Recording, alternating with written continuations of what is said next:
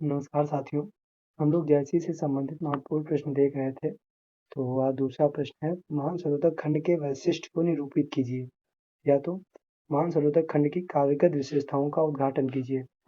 दोनों तरीके से पूछा जा सकता है प्रश्न। तो मलिक मोहम्मद जायसी ने पद्मावत की रचना की है। पद्मावत कुल 57 खंडों में विभाजित है। मानसरोवर खंड की काव्यगत विशेषताएं निम्नलिखित हैं। पहली, आध्यात्मिक रहस्यों का प्रस्तुतिकरण। तो जायसी जी ने भारतीय प्रेमाख्यानों को अपने काव्य का विषय बनाया और उनके माध्यम से आध्यात्मिक रहस्यों को प्रस्तुत किया। पद्मावत काव्य के रूप में एक प्रेम कथा है, किंतु उसमें आत्मा परमात्मा का मधुर संबंध तथा सूफी उपासना पद्धति की विविध मान्यताएं प्रतीकात्मक रूप में वर्णित हैं। मानसरोवर खंड में भी जायसी जी ने इन पंक्तियों के माध्यम से आध्यात्मिक रहस्यों को प्रस्तुत किया है। इन पंक्तियों में नैहर से तात्पर्य मृत्यु के बाद जीवात्मा रूपी पथ के पास जाती है, इससे लिया गया है।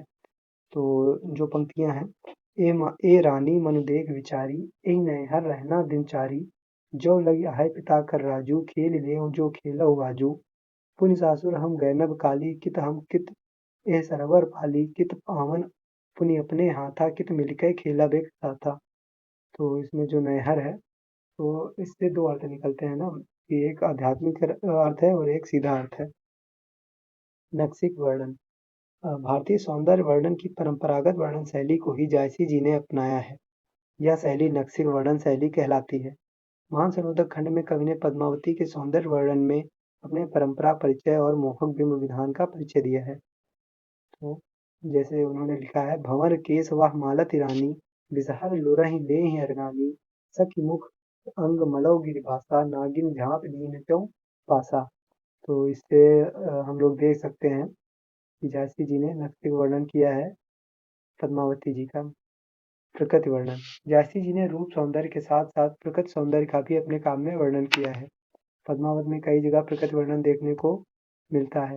पद्मावत के मानसरोवर खंड में जायसी जी ने प्रकृति सौंदर्य को चित्रित करते हुए लिखा है, एक दिवस पुण्यो तिथि आई, मानसरोवर चली नहाई, पद्मावत सब सखी बुलाई, जन फुलवार सबय चली आई, कोई चंपा कोई कुंद सहेली, कोई सुकेत करना रस बेली, कोई सुगलाल सुदर्शन राती, कोई सुभकावर बकुचन वे साथी। अब अगला है भाषा। जायसी की भाषा ठेठ अवधी है। उन्होंने उसके व्याकरण सम्मत स्वरूप पर विचार न करके उसमें माधुर्य और मृदुलता के संवर्धन पर ही अधिक ध्यान दिया है। यही कारण है कि उसमें व्याकरण संबंधी अशुद्धियां हैं, परंतु श्रुति माधुर्य और हृदय को छूने की अद्भुत शक्ति है। छंद। जायसी ने दोहा चौपाई छंदों का प्रयोग किया है।